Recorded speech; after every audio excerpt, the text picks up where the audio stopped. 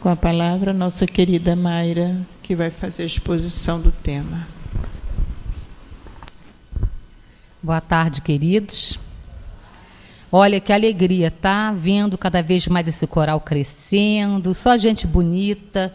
Então, para mim é sempre uma tarde muito gostosa, essas tardes das sextas-feiras, né, que nós nos encontramos. Então, graças a Deus, aqui nos encontramos mais uma vez. Que seja uma tarde maravilhosa para todos nós. Richard Simonetti, ele conta uma antiga história oriental sobre um rabi, pregador religioso judeu, que vivia muito feliz com sua vitoriosa esposa, seus filhos admiráveis, rapazes inteligentes, ativos, amorosos, disciplinados. Por força das atividades, ele precisou ausentar-se. Então ele ficou longo tempo longe de casa. Nesse ínterim, um grave acidente provocou a morte dos dois moços. Podemos imaginar a dor desta mãe, a aflição desta mãe diante desse quadro. Mas, não obstante, era mulher forte, apoiada na fé e na inabalável confiança em Deus. Suportou valorosamente o impacto. Sua preocupação maior era agora o marido. Como transmitir-lhe a terrível notícia? Temia, porque ele era portador de perigosa insuficiência cardíaca. Então ela pensava: meu Deus, como eu vou contar isso para ele? E ela toma uma atitude, que é a primeira, buscando a oração, para que Deus, através da inspiração, pudesse trazer para ela uma forma, uma maneira de ela levar ao marido esta notícia sem que ele viesse ter um quadro de saúde agravado, né? Viesse complicar a situação dele. Passado alguns dias, o rabi retornou ao lar. Chegou, falou sobre a viagem, imediatamente perguntou sobre os filhos. E ela respondeu: não se preocupe, meu querido, eles virão depois, vá banhar-se. Enquanto isso, prepara um lanche. Pouco depois, sentado à mesa, conversa lá, conversa cá, ele retorna e volta a perguntar: e os meninos? Estão demorando. Deixa os filhos. Quero que você me ajude a resolver um grave problema. O que aconteceu? Ele pensou. Notei que você está abatida. Fale. Resolveremos juntos com a ajuda de Deus. E ela então acerenou-se e disse para ele: quando você viajou, um amigo nosso me procurou e confiou a mim, a minha guarda, 2 joias de incalculável valor. São extraordinariamente preciosas. Nunca vi nada igual. O problema é esse. Ele vem buscá-las e não estou com disposição para efetuar a evolução. Aí o marido se espantou. Que é isso, mulher? Estou estranhando seu comportamento. Você nunca cultivou vaidades. É que jamais vira as joias assim. São divinas, maravilhosas, mas não lhe pertencem. Não consigo aceitar a perspectiva de perdê-las. Ninguém perde o que não possui, diz o marido. Retê-las equivaleria a roubo. Ela então olha para ele e fala: ajude-me, ajude-me. Claro que o farei. Iremos juntos devolvê-las hoje mesmo. Pois bem, meu querido, seja feita a sua vontade. O tesouro será devolvido. Mas, na verdade, isso já foi feito. As joias eram nossos filhos. Deus, que nos concedeu por empréstimo a nossa guarda, veio buscá-los. O Rabi compreendeu a mensagem, embora experimentando a angústia que aquela separação lhe impunha, superou reações mais fortes, passíveis de prejudicá-lo. Marido e mulher se abraçaram emocionados, misturando lágrimas que se derramavam por suas faces mansamente, sem burburinhos de revolta ou desespero, e pronunciando em uníssono as santas palavras de Jó: Deus deu, Deus tirou, bendito seja o seu santo nome. Eu trouxe essa mensagem, meus queridos, que é do livro Quem Tem Medo da Morte, de Richard Simonetti, porque assim são os nossos entes queridos. Assim são os nossos amados do coração. Eles são verdadeiras joias.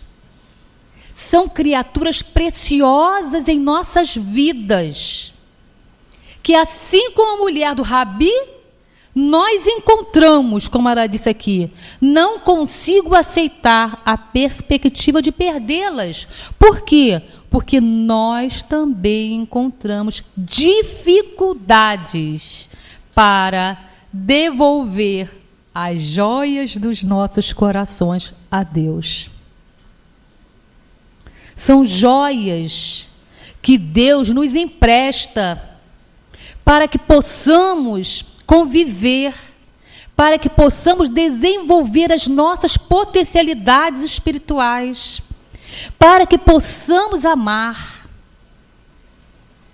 Mas na hora de devolvê-las, é difícil. Muito difícil. Porque dentro do nosso coração, nós dizemos não. Porque nós julgamos que aquelas criaturas amadas são nossas. É meu filho, é meu pai, é minha mãe. Julgamos proprietários dos nossos amores, quando na verdade todo bem emana de Deus e pertence a Deus. Então devolvê-los é difícil, não é fácil. E é muito difícil mesmo, principalmente para quando carecemos de um sentimento chamado submissão, que é um sentimento necessário para que tenhamos a serenidade, o equilíbrio na hora de nos depararmos com a perda dos entes queridos, com as mortes prematuras, com todos os e outros mais tipos de aflições que assolam o nosso coração e o nosso viver. Então, a submissão à vontade de Deus é necessária para que nos coloquemos de forma equilibrada diante de um fato desse, que é difícil, muito difícil. Essa submissão vai nos colocar na posição de aceito pleno da vontade de Deus. Então, colocando acima dos nossos desejos, acima dos nossos interesses, o interesse do Pai, a vontade do Pai. Isso nós precisamos trabalhar em nós. Então, para aquele que ainda não desenvolve em si mesmo esse tipo de entendimento de que somos irmãos, de que somos filhos de Deus e ninguém pertence a ninguém, porque somos todos irmãos, criaturas divinas no processo evolutivo. Ora mãe, ora pai, ora tio, não é assim? Enquanto a gente não consegue trabalhar esse entendimento de criaturas que somos em um processo evolutivo, nós vamos nos apegando. As pessoas, é meu, é meu, é meu, e a gente vai criando essa dificuldade. Só que essa aceitação não é tolerar. Outro ponto que precisamos compreender. Aceitar não é tolerar. Aceitar os desígnios de Deus é compreendê-los. É termos a consciência de que o Pai nos ama. E que se aquilo nos acomete naquele momento, é pelo amor que Ele tem por nós. Porque é para o nosso bem. Sempre é para o nosso bem. Então, se temos essa certeza, essa confiança, a gente não vai tolerar. Porque quando se tolera, na verdade, você ainda não aceitou. Você está de mal com Deus quando você tolera. Você está tolerando. Eu estou tolerando que levou meu filho nessa idade. Se você está tolerando, você ainda não aceitou os desígnios de Deus. Você ainda está de mal com Deus. Não fez a paz com Deus, não.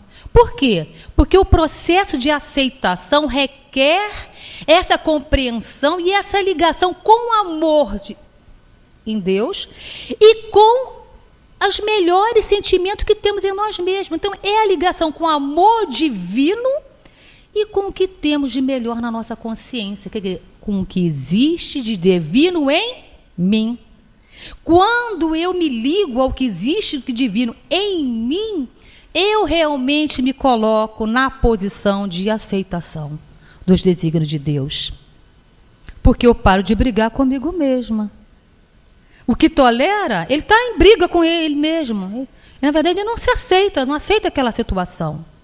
Então, nós precisamos colocar no nosso processo de aceitação esse link, essa ligação com o amor divino.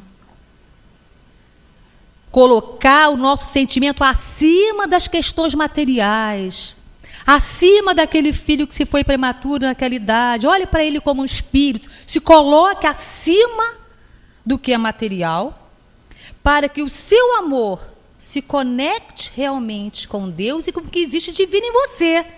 Você se coloca na posição de aceitação diante de Deus. Isso é importante nos momentos em que perdemos os nossos entes queridos, nos momentos que passamos por essas aflições. O próprio Mestre Jesus, ele diz para a gente: tenho-vos dito isto, para que em mim tenhas paz. No mundo tereis tribulações, mas tende bom ânimo, eu venci o mundo. Então, ele nos chama e nos esclarece, dizendo que nesse mundo que estamos, na destinação da Terra, nós vamos nos deparar com todo tipo de dores, sim. Vamos nos deparar com todo tipo de dificuldades, mas mantenha-se, para que em mim tenhas paz, estejamos ligados a Ele, buscamos a paz do Cristo nos seus ensinamentos, na prática do amor, para que nos fortalecemos diante desses momentos. Precisamos fazer essa conexão, porque eu venci o mundo. Que mundo que o Cristo se refere? Esse mundo interior que todos nós podemos vencer, que é o nosso ego. Nos coloquemos acima de nós mesmos, das questões materiais. Busquemos a elevação para que sejamos fortes diante das tribulações vividas. Diz o Evangelho, em outro capítulo, que hoje nós estamos falando praticamente do capítulo 5º, que é as aflições e a perda dos entes queridos. Mas diz o Evangelho, em outra parte, se eu não me engano, acho que é o capítulo 17, diz assim, posso estar enganada, porque me vi agora aqui na cabeça. Quanto mais vos elevardes aos céus o pensamento, pelo pensamento aos céus, menos as coisas da terra te magoarão. É isso que eu quero dizer para vocês. nos coloquemos o nosso amor e buscamos essa ligação com o Pai e com o nosso Mestre Jesus em tal grau de elevação que possa ser traduzida em fortaleza moral para nós, para que nós saibamos superar, né, passar, vivenciar com resignação ativa, aquela que busca, trabalha e caminha um passo adiante, diante das nossas dificuldades, não buscarmos o desânimo, né, as coisas que possam nos prejudicar. Então Jesus diz assim: bem-aventurados os aflitos, porque serão consolados. Essa é uma promessa que o Cristo fez para todos nós. E essa promessa traz para a gente uma visão futura. Porque a gente vai a um hospital, vê uma criança internada com uma doença grave, nasceu com essa doença grave. Daqui a pouco você vai ver aquela criança desencarna com aquela doença grave. Onde é a consolação? Então, Jesus vem trazer essa promessa e coloca a efetivação dessa promessa numa vida futura. E essa vida futura alimenta as nossas esperanças, nos dá coragem e força para seguirmos lutando, porque sabemos que seremos consolados e que teremos a bem-aventurança, que é uma felicidade. Então, precisamos compreender essas palavras do Mestre, não de forma literal, porque como ser feliz quem vive em aflição? Mas podemos e seremos felizes se buscarmos, através do nosso livre-arbítrio, as boas soluções para o nosso crescimento espiritual. Então, seremos realmente um dia muito bem-aventurados, mas precisamos fazer esse trabalho. Então, de renovação. Então, ao pé da letra, essa palavra é um contrassenso. Essa frase, né? Essa máxima, bem-aventurados os aflitos, porque serão consolados. Mas nós sabemos que Jesus não se contradiz. Nós sabemos que ele fala a verdade e ele está descortinando para nós a vida futura. Não é?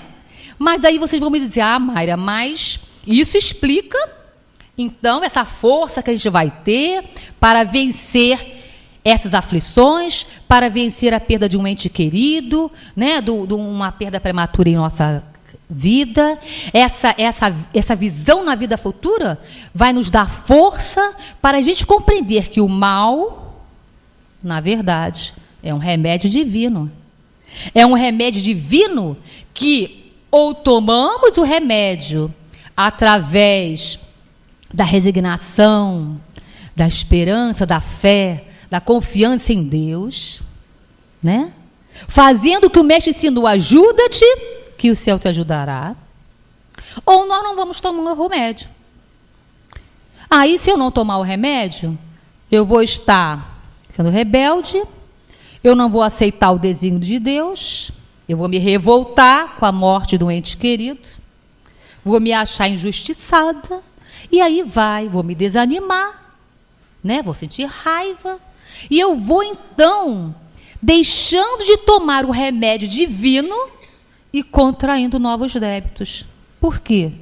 Porque essa atitude é de insubmissão à vontade de Deus. Então, nem só curo as minhas próprias mazelas com esse remédio, que são as aflições, como também eu adquiro ainda novos débitos em função da minha insubmissão.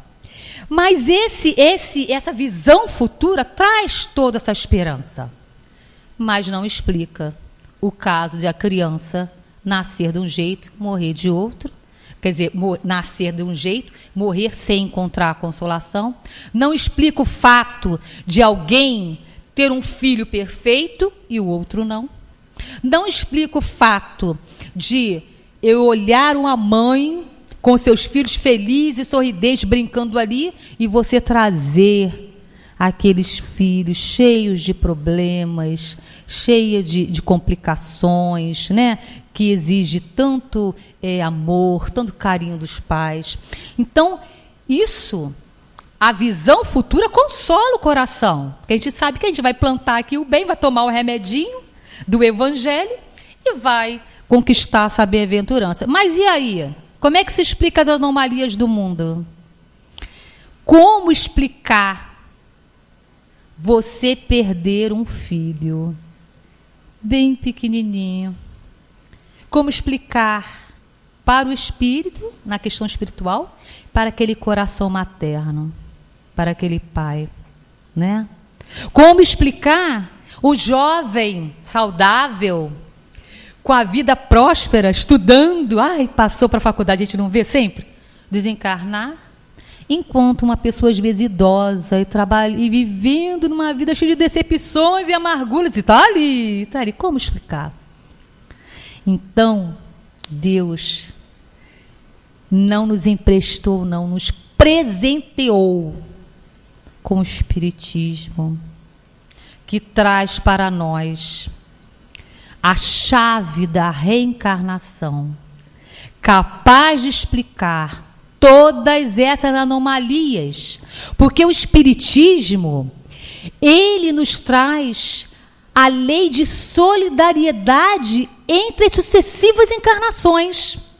Então, se eu estou na vida presente, passando por uma aflição, e eu não consigo, consultando a minha própria consciência, detectar o erro que eu cometi, onde é que está a causa dessa aflição que eu estou vivendo nesse presente? Onde se encontra? Se depois de toda uma avaliação eu nem encontrar nesta vida, ela há de estar em vidas precedentes, em vidas anteriores, são as causas anteriores das aflições, porque eu já sei que o Pai é de amor, que o Pai é justo. Então, a justiça das aflições, neste capítulo 5º do Evangelho, fica muito bem esclarecida. Porque a gente vê que se algum mal aparente se depara em mim, por que aparente? Porque até das situações ruins nós podemos tirar o bem. E tiramos, né, se quisermos, para o nosso progresso, a nossa evolução. Então, se ele se depara diante de nós, só existe uma pessoa que causou aquilo.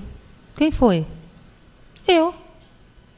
Então, as aflições da vida são sempre frutos, as aflições, das nossas paixões, dos nossos vícios, dos nossos exageros, todas as paixões que temos, né?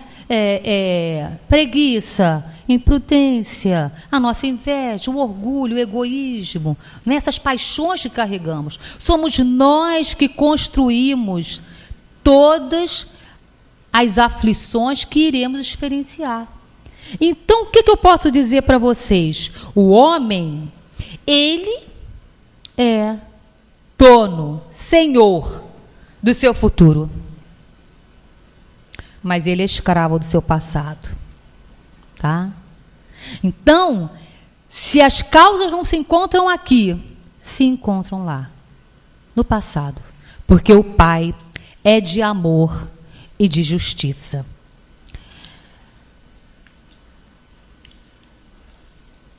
Quando as aflições se deparam para nós como fatalidade, a morte de um ente querido, por exemplo, uma morte prematura, cai na nossa vida como fatalidade. Se nós observarmos e analisarmos aquele fato só com o olhar na vida presente, é uma fatalidade. Só que nós sabemos, como diz o Livro dos Espíritos, é uma fatalidade aparente. Porque aquela situação que experienciamos é ponto de crescimento para nós e para aquele espírito que desencarna. Porque aquela situação foi planejada no plano espiritual por nós, no plano espiritual por nós. Então é uma fatalidade aparente, porque na verdade está dentro do nosso conceito, do nosso esquema, no nosso projeto encarnatório, e nós tomamos participação disso com o uso do nosso livre-arbítrio.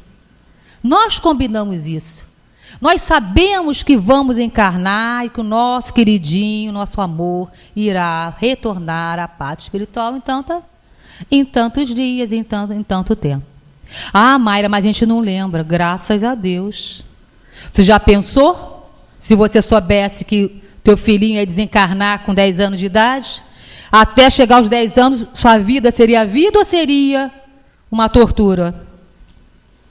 Quem aguentaria? Qual o coração de mãe queria aguentar uma coisa dessa? Não é, gente?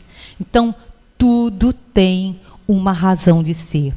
Diz o Espírito Sanson, no item 21 do capítulo 5º, que fala da perda de pessoas amadas e morte prematura, que é o tema do nosso estudo de hoje, ele diz assim: humanos, é nesse ponto que precisais elevar-vos acima da terra a terra da vida.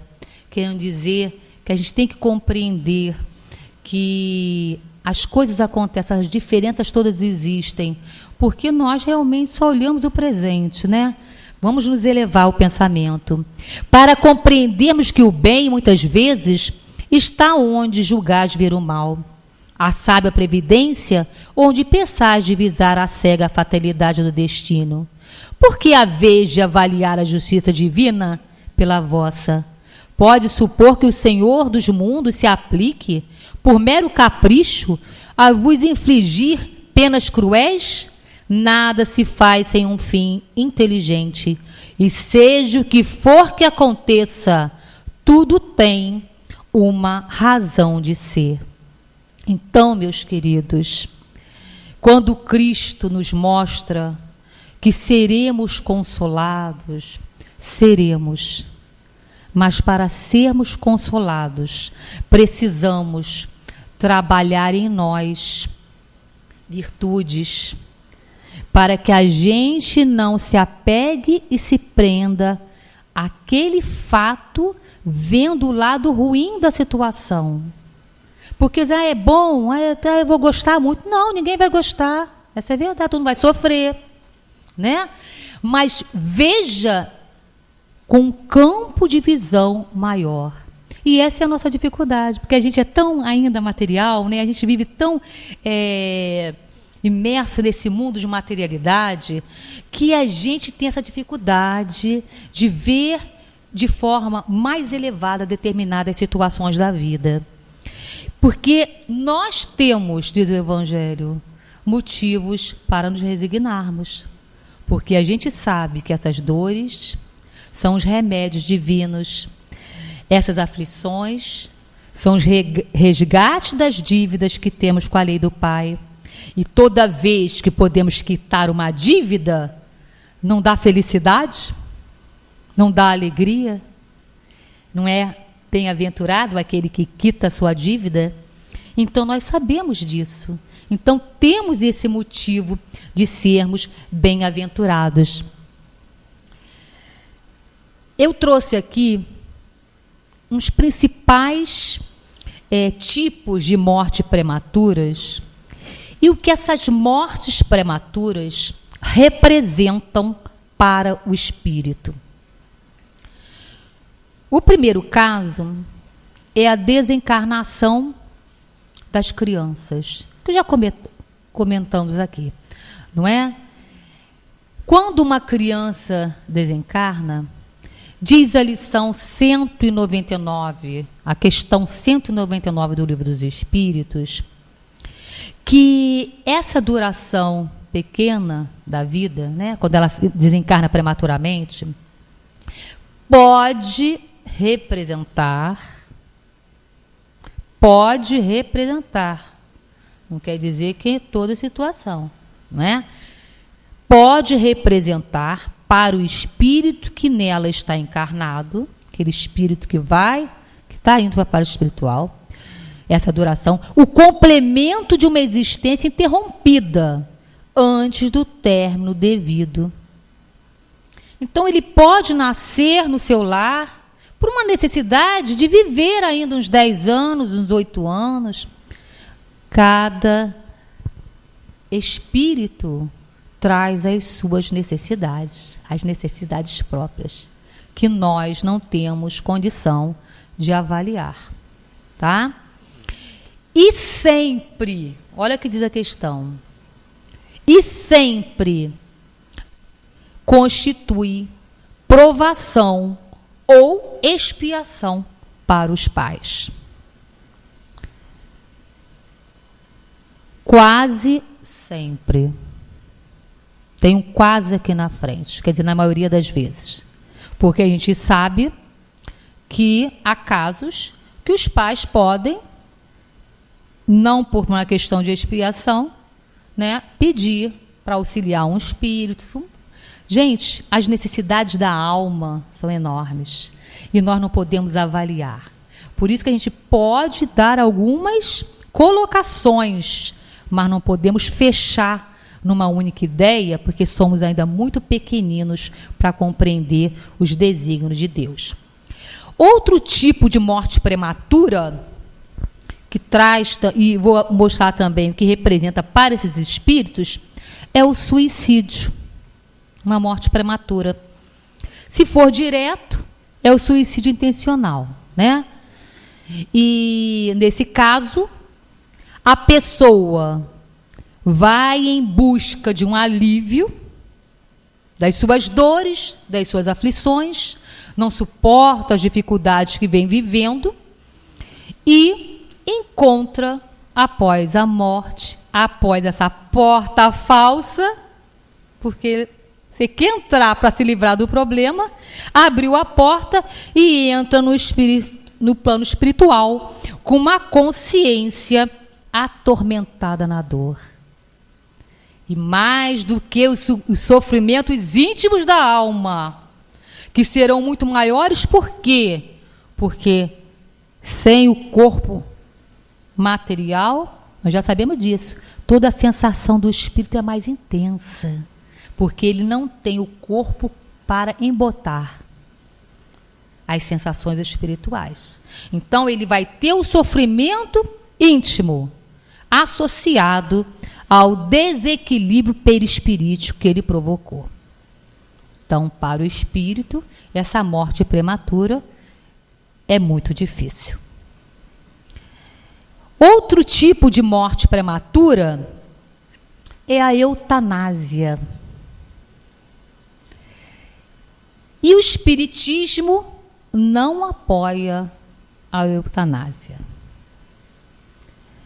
Por mais que o nosso coração se encha de boa vontade e de desejo sincero de auxiliar aquele ente querido que está sofrendo, quem somos nós para determinar realmente o momento da morte daquela criatura? Quem somos nós?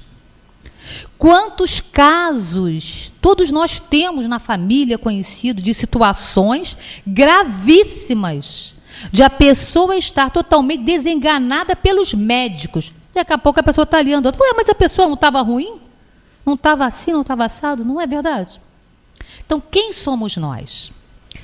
E eu trouxe aqui uma fala de Emmanuel, porque Emmanuel traz de uma forma muito clara para a gente o que representa para o espírito uma eutanásia. Quer dizer, quando a gente provoca uma eutanásia num amigo, num parente, achando que está fazendo o todo bem, o que acontece com esse espírito?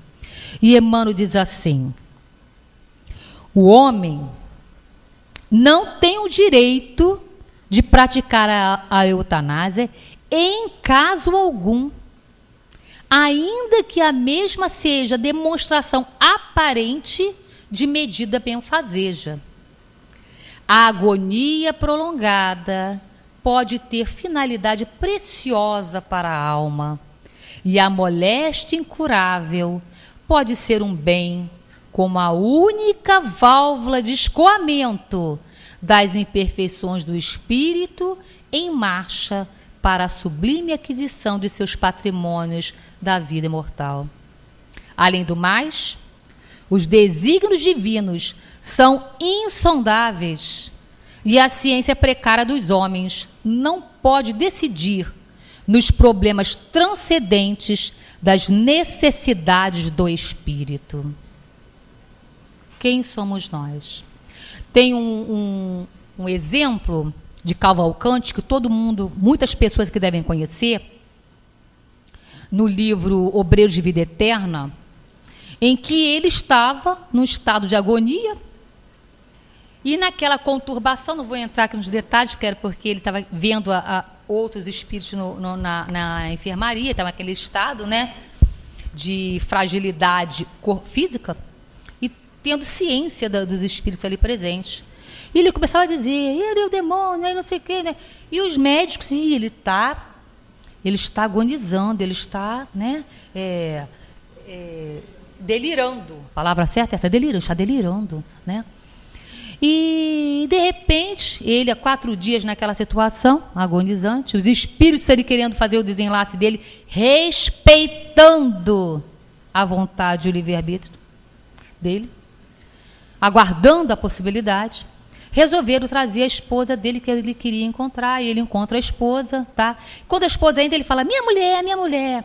Aí o médico fala, agora não tem jeito. A gente vai ter que acabar com essa situação, porque ele está muito agitado, ele está muito alterado, e vai dar uma injeção compassiva para ele morrer. Praticar a eutanásia. E assim foi feito.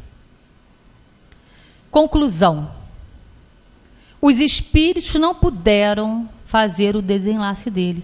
Para os homens, ele estava morto, mas ele não estava desencarnado. Só depois de 12 horas, os espíritos puderam retirá-lo do corpo, porque aquela injeção simplesmente deixou adormecida as células do seu corpo perispirítico.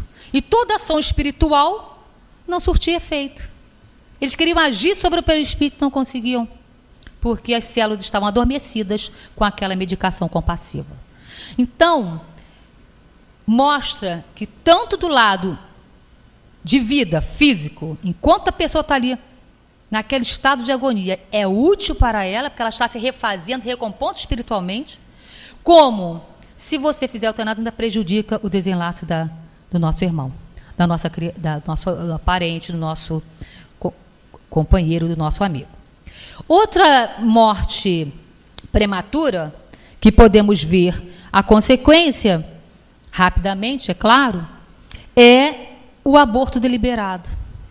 Porque você impede que uma alma possa utilizar-se daquele corpo que está sendo formado para fazer as experiências da sua vida, para vivenciar entre nós as provas, as expiações necessárias a todos nós no estágio evolutivo que nos encontramos.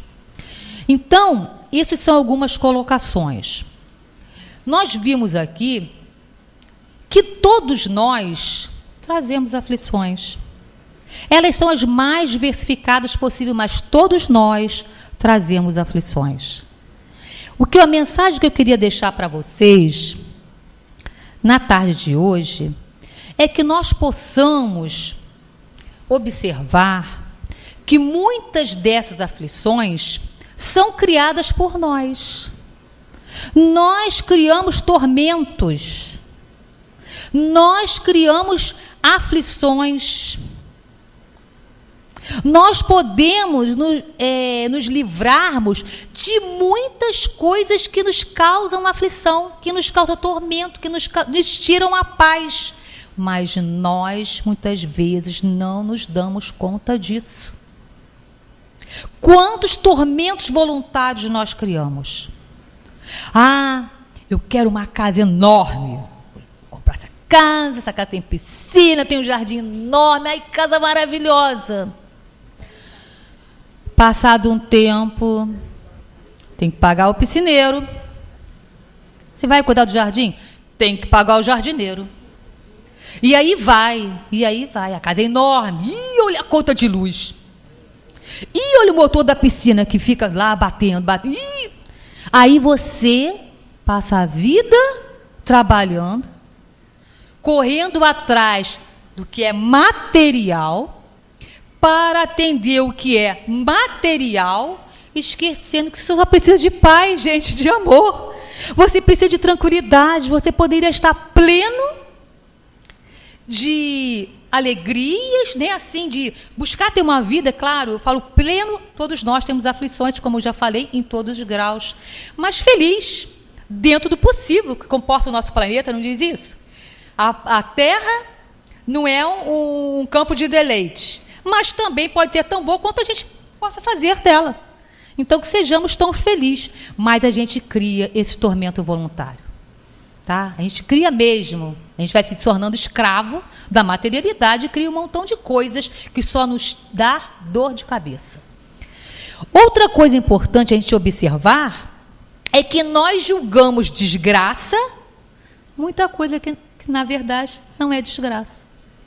Diz o Evangelho. Se nós temos a consciência de que essas dificuldades servem para nos impulsionar para a frente, para mostrar que em algum ponto eu errei, porque a dor vem para falar, olha, isso está errado, hein? Olha o que você está fazendo. Se nós temos essa consciência, o que a gente julga ser uma desgraça, não é. Só é desgraça, como eu falei, se você olhar só para o presente. Mas se você olhar para toda a nossa trajetória evolutiva, você vai passar por aquela aflição, daqui a um tempo você vai agradecer a Deus por não ter sido diferente. Então, desgraça, dizem os espíritos, é na verdade, essa desgraça real, tudo aquilo que nos ilude a alma. Então, a verdadeira desgraça que a gente acha que não é, né? Ah, eu quero ser muito rico. Sabe? Eu quero desfrutar de todos os prazeres. Quer dizer, tudo que te afasta da sua propriedade real, que são as virtudes, que são o que você traz espiritualmente, você julga felicidade? Então, se você vê uma situação de fome, se você vê uma criação de morte, você acha uma desgraça? É isso que eles querem mostrar para a gente. Que nem tudo que tem a aparência de mal é realmente mal. Vai depender do ponto de vista que você está vendo. Porque, na realidade, se nos olharmos como seres espirituais que somos, é sempre um bem. Porque o Deus nos ampara sempre com o bem. E se colhemos o mal, nós plantamos, precisamos dele como remédio para nos renovarmos. Então, é sempre um bem. E eu queria deixar para vocês aqui uma colocação, porque como todos nós vivemos essas aflições, que nós possamos nunca ser indiferentes às dores do outro, porque às vezes a gente tem o hábito de medir, sabe, as coisas. Quando a dor acontece no outro, é fácil, ela tem estudo, é fácil. Ela vai superar fácil, ela tem... Mas quando é com a gente, né? Que dor. Então, que a gente aprenda a não julgar. Todos nós somos assim, tá, gente? Sou assim também. A não julgar o sofrimento do outro e não ser indiferente a esse sofrimento. Nem do outro, nem os nossos. Porque às vezes o nosso sofrimento dói e a gente só intensifica, a gente aumenta, mas a gente é indiferente ao papel daquele sofrimento em minha vida. Para que eu estou vivendo isso? Sou indiferente a esse papel. Então, que não sejamos. Que possamos tirar essa palavra indiferença de nossas vidas, sejam com nossos irmãos, sejam conosco. Porque estamos dentro de uma doutrina que se chama consoladora. O Cristo falou, vou enviar um consolador. É uma doutrina consoladora. E consolar é aliviar, é acolher, é trazer o esclarecimento, sim. Porque isso propicia que a gente possa fazer todo um desenvolvimento moral, porque analisamos o que aprendemos, trazemos para a vida. Mas que esse conhecimento chegue com o calor humano. Que esse conhecimento chegue realmente com o amor. É isso que a gente precisa fazer. Para que ele possa consolar. Senão ele não consola. Ele é simplesmente mais uma ciência, mais um conhecimento, como muitos outros que temos todos os dias. Precisamos colocar a dose do amor. E para terminar, meus queridos, voltemos então à história do Rabi, porque ele traz um ensinamento final que eu achei simplesmente divino, quando ele diz que nós, nesse aspecto que eu estou falando, né, da consolação, que nós devemos misturar as nossas lágrimas. Quando eu li isso, eu lembrei de Chico. Já vou voltar aqui. Eu lembrei de Chico por quê? Porque certa vez, uma mãe aflita entrou pela casa da prece, né, onde Chico trabalhava, entrou aflita diante de Chico e falou: meus filhos morreram. E começou a chorar. E Chico abraçou a mulher e chorou com ela. Então isto é consolar, é a gente conseguir chegar próximo do coração do outro e aliviar e auxiliar. Então, a mensagem do Rabi e sua esposa, eu achei engrandecedora, porque é isso que precisamos ter diante da morte dos entes queridos, dos nossos amores. É essa posição que temos de ter, de fé, de confiança em Deus, que não estamos sozinhos, que as coisas chegam para nós, porque precisamos renovar os nossos conceitos, as nossas ideias, os nossos valores.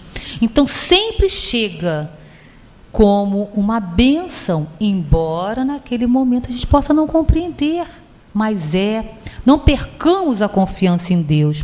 Aí diz assim, o último parágrafo da história que eu iniciei contando para vocês. Marido e mulher se abraçaram emocionados, misturando lágrimas. Nós podemos chorar. Muitas pessoas julgam fraqueza chorar. Não. Se a nossa lágrima é de uma dor sincera, ela é um filtro redentor de vida, diz Emmanuel. A lágrima só cai em nossas almas como veneno mortal se é da revolta, se é da rebeldia, se é do ódio. Se a nossa dor é legítima, é sincera, nós podemos chorar. Peçamos ajuda ao Pai. E ele diz assim, novamente, marido e mulher se abraçaram emocionados, misturando lágrimas que se derramavam por suas faces mansamente, sem burburinhos de revolta ou desespero, para a gente. E pronunciando em uníssono as santas palavras de Jó. Deus deu, Deus tirou, bendito seja o seu santo nome. Então, meus queridos, obrigada, muita paz, que Deus abençoe a todos, obrigada pela paciência de todos.